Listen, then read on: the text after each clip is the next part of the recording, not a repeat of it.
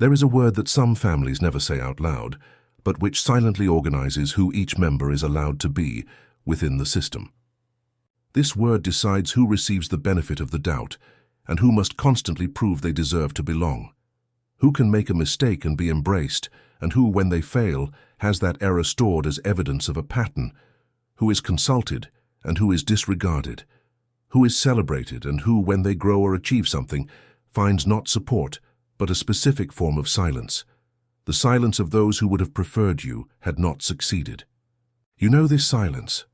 You know the joke that has a cut underneath but which no one calls a cut. You know the family gathering where you walk in and something changes in the air in a way you could never prove to anyone, but which you feel with a clarity that needs no proof. You know the feeling of being the problem before having done anything, of being the explanation the system uses so it does not have to examine itself.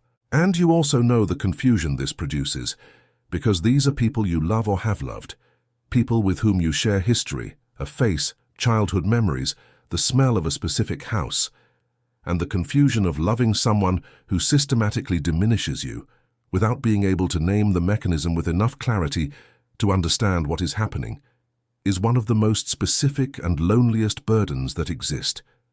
You are not confused because you are weak. You are confused because the mechanism was designed to be invisible, so that you would think you were the problem, and keep thinking so long enough for the system not to have to question itself. What I'm going to show you today has a name. It has a documented structure. It has precedents spanning millennia in the scriptures and decades in science. And understanding this name and this structure will not undo what happened, but it will free you from continuing to carry what was never yours to carry. There is a ritual described in the book of Leviticus, chapter 16, which is one of the most extraordinary and least understood texts in the entire Bible. It is the ritual of Yom Kippur, the Day of Atonement, and at the center of this ritual were two goats, two animals chosen by lot with completely different fates. The first goat was sacrificed. Its death was part of the process of atonement for the people. The second goat was not sacrificed.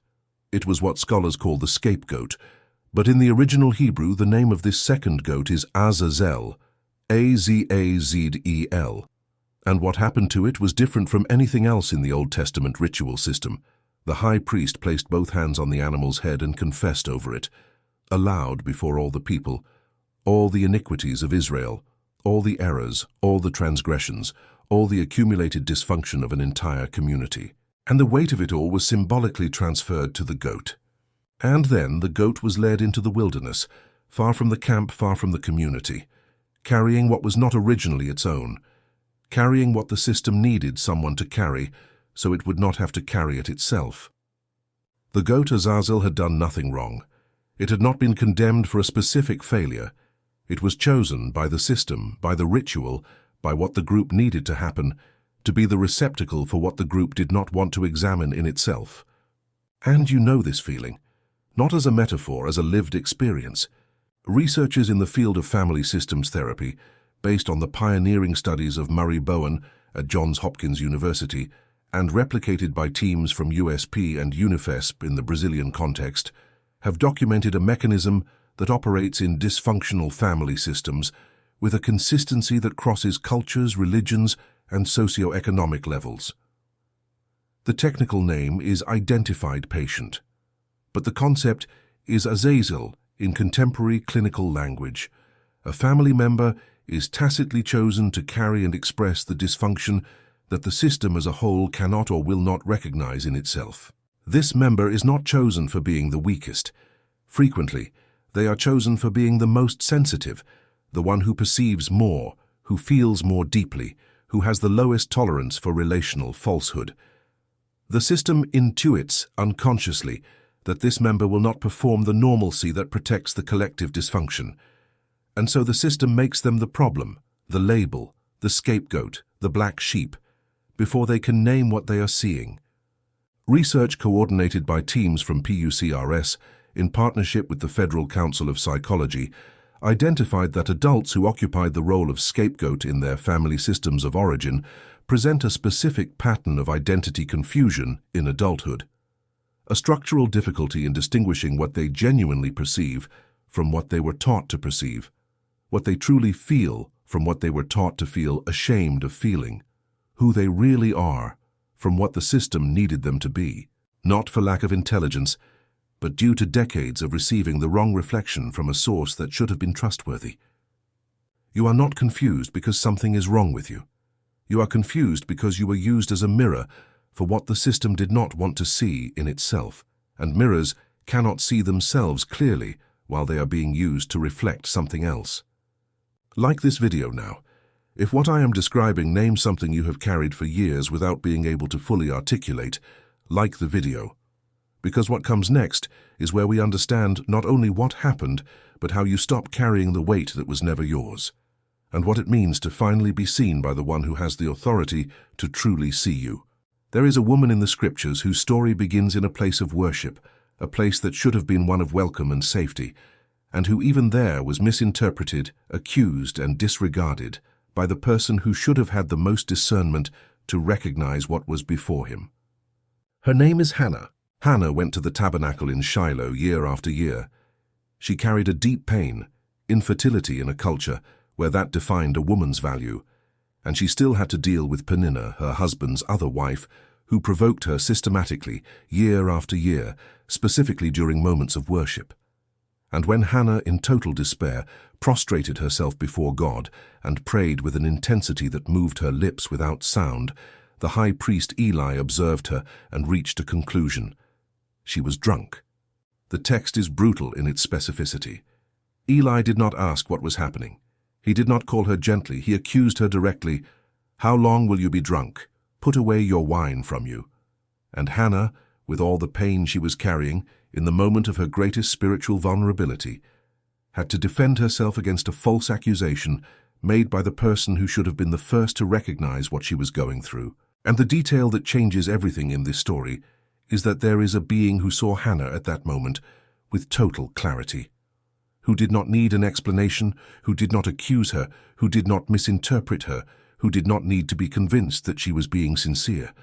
The text records the response with a sobriety that hides the depth of what is being said. And the Lord remembered her. Hannah went home.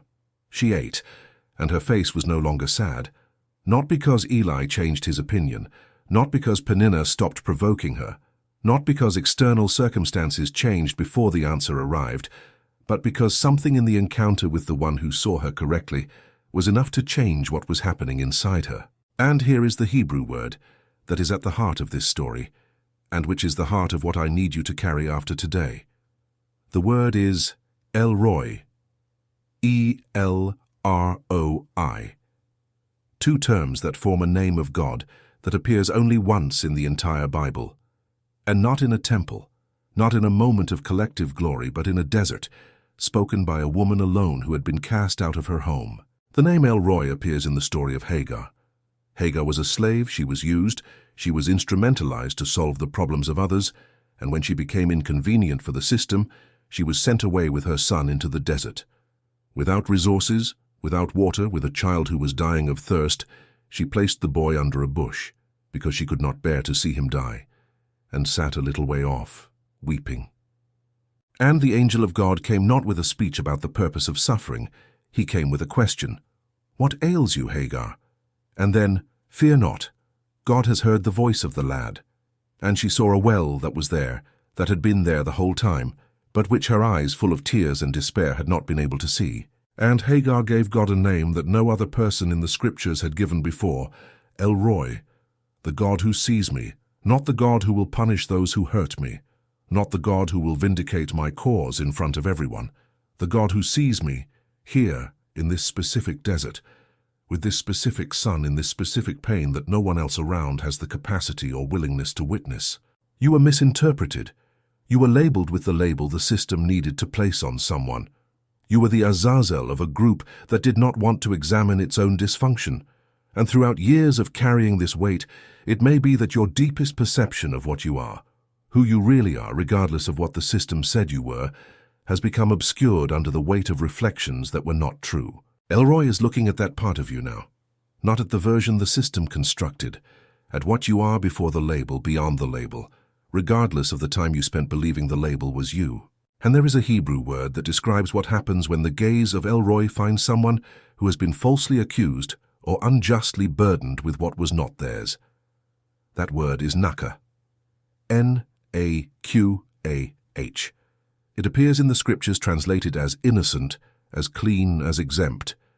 But the most precise image is legal. Naka is the verdict that declares someone free of an accusation, not the absence of a trial, the result of the trial. The declaration that closes the investigation and records, "This was not yours to carry." In Psalm 18, verse 24, David uses naka. "I was also blameless before him, and I kept myself from my iniquity." The form of the verb carries the notion of being declared free, not just feeling free, but receiving the verdict that confirms what was true. And in Exodus 23, the instruction to the judicial system of Israel uses naka to describe the obligation not to condemn the innocent, because there is an accusation that should not have been made, a weight that should not have been placed, and the justice system has the responsibility to recognize and declare this. The naka is not revenge. It is cleansing. It is the weight being removed not because the one who placed it was punished, but because the authority that can declare the final verdict looked at what was carried and said, "This is not yours." It never was. You can rest from this. But now I need to talk about what this rest requires in practice, because this is where most people who have lived what you lived get stuck for longer than they should. There exists in the Greek of the New Testament a distinction that English normally does not preserve, because it uses the same word for two concepts that are, in fact, completely different processes with completely different dynamics. The first process is aphemi, A-P-H-I-E-M-I. The second is katalage, K-A-T-A-L-L-A-G-E. Haemi is the verb Jesus uses when he teaches the Lord's Prayer. Forgive us our debts as we also have forgiven our debtors. But aphemi is not an act of emotional magnanimity that requires you to feel tenderness for what hurt you. The original image of the verb is physical, to let go of something you were holding, to release what was retained. It is the verb of the creditor who cancels the debt, not necessarily because the debtor deserved it, but because the creditor decided they will no longer organize their life around the collection. Aphemi does not require the other person to change. It does not require them to apologize. It does not require the relationship to continue or be restored. Aphemi is a unilateral act. You let go of what you were holding, because holding it is costing you more than you can continue to pay, and because what you were holding should never have been yours to carry. Paul articulates the mechanism in Ephesians 4, verse 32. Be kind and compassionate to one another, forgiving each other, just as in Christ God forgave you. The model is the divine aphemi, which was not conditioned on the prior repentance of the receiver, which was extended while the object was still in a state of opposition. Aphemi is not a reward for the other's behavior. It is liberation from what you were carrying. Katalage is completely different. Katalage, reconciliation, appears in Romans 5 and in 2 Corinthians 5, and describes a process that requires movement from two parties. The root of the verb carries the idea of exchange, of an agreement between parties that produces a new relational configuration. And for katalage to happen, it is necessary that there be real recognition of what occurred, verifiable change in behavior, and gradual reconstruction of trust over time. Taphemi can happen unilaterally, in the silence of your heart, regardless of anything the other party does or does not do. Katalage cannot. And one of the most damaging confusions that popular Christian thought produces is the fusion of these two things. The instruction that to forgive necessarily means to restore access, that letting go of bitterness necessarily means reopening the door, that aphemi implies immediate katalage regardless of whether any real change has occurred. This is not biblical theology. It is a distortion that places the moral weight upon the wounded, demanding they prove their spirituality through tolerance of what hurts them, while removing any responsibility for behavioral change from the one who caused the damage. Researchers at UNIFESP, in studies on forgiveness processes and psychological well-being in Brazilian adults who experienced family dynamics of exclusion, documented that the confusion between aphemi and katalage, between forgiving and reconciling, is one of the most consistent factors of stagnation in the healing process. Participants who received the instruction that to forgive meant restoring the relationship without a demand for change presented two predominant responses. Either they could not forgive because they felt doing so exposed them to damage again, or they forgave and re-exposed themselves, and the cycle of damage restarted. The distinction between the two processes, when finally clarified, produced the most significant rupture in the cycle of stagnation. Harley Me sets you free. Catalage requires the other party to do real and verifiable work, and you cannot do anyone's work but your own. Subscribe to the channel now and turn on the bell, because the next video will go into what happens after Afimi is truly done, specifically the process of reconstructing self-image after years of distorted reflection. How you begin to know who you are when the references you had were sources that were not seeing you correctly. Turn on the bell now. But now I need to speak of something that goes against what most people who left dysfunctional family systems were instructed to believe about themselves. The narrative the system gave you, the label of black sheep, of scapegoat, of the problem, was not built on an objective evaluation of who you are. It was built on what the system needed you to be, so it would not have to examine itself. This means that virtually everything you internalized about your specific defects, your specific inadequacies, your specific failures within that system needs to go through a process of revision that most people never complete because they were never given permission to do so. Not because you don't have real defects, you do. Every human being does. But when real defects and projected defects are mixed without separation, and when you have spent years treating both as equally yours and equally definitive, the healing process requires distinguishing what is genuinely yours to work on from what was placed upon you by a system that needed a container for what it did not want to carry. The goat Azazel did not leave the ritual with the sins of the people permanently engraved in its nature. It carried them into the wilderness. The wilderness was the destination for what was placed upon it, not its final identity. And there is a passage in the New Testament that captures this process of distinction with a precision that impresses me every time I read it. It is in Hebrews 12, verse 1. Therefore, since we are surrounded by such a great cloud of witnesses, let us throw off everything that hinders and the sin that so easily entangles. The verb for throwing off is apotithemi, to put down, like someone taking a weight off their back, and the distinction is made within the same verse, the weight and the sin. Not everything is sin.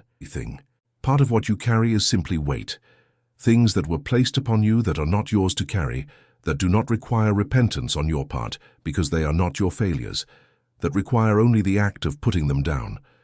Naming what is weight and what is your genuine responsibility is one of the most important works there is, and almost no one does this accompanied by someone who has the capacity to witness the process without an agenda for the outcome. Comment below the word free. Just that, Free. It is the recognition that Naka is real, that the weight you carried does not define who you are, that Afimi is possible without requiring catalage before its time, that El Roy is looking at you with a clarity that no distorted reflection of a family system had the capacity to produce. Comment, free now. But there is a practice I need to name concretely, because without it, everything said so far risks being understood intellectually without being experienced in a way that changes real behavior. The practice has an ugly name in technical language, boundaries, and in Brazilian Christian contexts, the word boundary carries an ambiguous moral load that often paralyzes it before it is applied, as if establishing a boundary were evidence of pride, of lack of mercy, of immature spirituality that has not yet reached the level of unconditional love that endures all things. I need to dismantle this carefully, because the distortion is genuine and has caused real damage. The text of Proverbs 4 verse 23 says, "Above all else, guard your heart, for everything you do flows from it." The verb to guard is natsar, to watch, to custody, to protect from undue access, and the object of the guard is not just a subjective feeling of emotional well-being. It is the heart in the biblical sense, the center from which proceeds everything you are, everything you create, everything you have to give. The heart is the place where the Ruach dwells, where purpose is sustained, where the capacity to love genuinely resides. And guarding this place is not selfishness. It is the responsibility of a steward. You cannot distribute from a container that is being systematically emptied without any protection. The generosity that your calling requires, the capacity to give, to serve, to contribute beyond yourself, does not survive indefinitely in a system that extracts without ceasing and without recognition. A boundary is not a wall of isolation, it is natsar, active vigilance over what has access to the center from which everything you have to offer the world proceeds. And when what has access to that center is systematically what diminishes you, distorts you, burdens you with what is not yours, guarding is the most responsible spiritual act available. Researchers at FGV in studies on relationship patterns in Brazilian adults from families with dynamics of exclusion identified that the absence of clear boundaries in relationships with a history of damage does not produce the result most would expect. It does not produce restoration of the bond. It does not produce gratitude from the party that caused the damage. It does not produce quality closeness. It produces continuity of the pattern. The system that finds unrestricted access has no incentive to examine what makes it dysfunctional. Natsar the guard is paradoxically what creates the necessary condition for any real change to be possible in the other party, even if that change is never guaranteed. Shared blood is a real bond.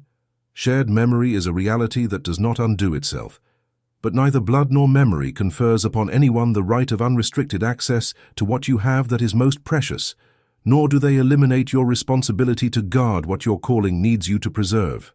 And now the last thing I want to give you in this video, and it is the one that integrates everything that has been said into something you can take with you after this conversation ends.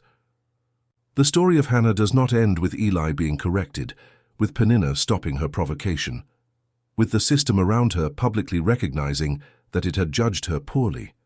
It ends with Hannah holding the son she had asked for, a son she called Samuel, which means asked of God. And the text records that she returned to the tabernacle with the boy and offered the child back, not as a renunciation of what she had received, but as the gesture of one who knows that what was given did not come from the system that had rejected her. What Hannah received did not come from Eli. It did not come from Peninnah. It did not come from any validation from the system that had been incapable of seeing her correctly. It came from the encounter with the one who saw her when others did not. And the exuberance of the song she sang afterward, the song that Mary, the mother of Jesus, would use as a model centuries later, was not the exuberance of someone who was finally approved by the system that had rejected them. It was the exuberance of someone who was seen by Elroy and discovered that the gaze of Elroy is enough. This is the vindication that counts, not the suffering of those who hurt you, because their suffering does not give back what was taken, does not undo what was carried, does not fill what was emptied by years of distorted reflection. The vindication that counts is the naka, the declaration that the weight was not yours, and the encounter with Elroy, the God who sees you correctly, who does not need an explanation, who does not require you to defend yourself first, who looks at what you are before the label and says, "I saw you the whole time." This is what changes. This is what sets you free. Not what happens to them, what happens in you when you are finally seen with clarity. So what to do with all this now, concretely applied? First, name the weight that was placed upon you and that is not yours, not as an exercise in blaming anyone, as an exercise in clarity. What do you carry about yourself that came exclusively from distorted reflections of a system that needed a scapegoat? Write it down if you must. The goat Azazel was explicitly named before being led into the wilderness. The weight needs a name before it can be deposited. Second, make the distinction between ephemi and catalage in every difficult relationship you are carrying. You can do the ephemi now. Let go of the collection. Do not organize your life around what was done to you. Do not let bitterness be the filter through which you process the present. This process is entirely yours. Catalage, if it ever becomes possible one day, will require the other party to demonstrate real and verifiable work, genuine recognition, consistent change, slow reconstruction.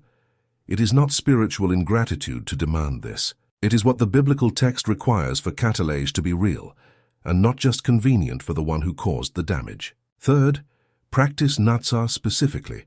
Identify the channel through which the dysfunctional system still has broader access than is healthy for what you need to preserve. not total closure, which is often neither possible nor desirable. The specific adjustment, the conversation you stop having at a certain level before you have enough support for it. The event you attend with limited presence until there is evidence of real change. The information about your life you stop sharing with those who historically used it to diminish you. Natsar is not revenge. It is the responsibility of a guardian of what must be preserved. And fourth, seek Elroy in the ways he reveals himself, through people who see you with clarity, who do not need to be convinced that you have value, who witness without an agenda, who can speak difficult truths with a love that is not confused with the harshness of the system that formed you.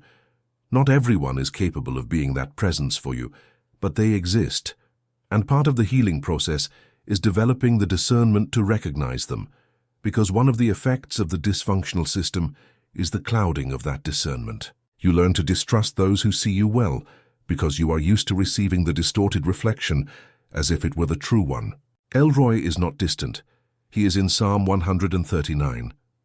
You have searched me, Lord, and you know me. You know when I sit and when I rise. You perceive my thoughts from afar. Before a word is on my tongue, you, Lord, know it completely. This knowledge, this being seen with completeness before the explanation, before the defense, before the proof that you deserve to be seen, is not an achievement of your spiritual effort. It is the posture of the one who created you toward you, since before you existed as a person conscious of yourself. The system gave you a label. Elroy knows you by name, and there is a difference between a label and a name that changes everything. The label was given for what the system needed you to be. The name was given by the one who knows exactly what you are. Share this video now with someone you know has carried the weight of Azazel, who was the scapegoat of a system that needed someone to carry what it did not want to examine in itself, and who perhaps does not yet have the vocabulary to name what they lived. Send this video, because sometimes the most transformative thing someone can receive is the information that the weight they carried had a mechanism, that there was a systemic logic in what happened, and that Naka is available regardless of whether the system has recognized what it did or not. And comment free. A word that says Naka reached you today, that Afemi is possible and different from Catalage, that Natsar is not weakness but sacred responsibility, and that Elroy sees you with a clarity that no family system ever had or needed to have for you to be completely who you are. Turn on the bell now, because the next video will go into something that is the natural step after what was said today, the process of reconstructing self-image after years of distorted reflection. How you begin to recognize who you are when the mirror you had was a source that did not see you correctly.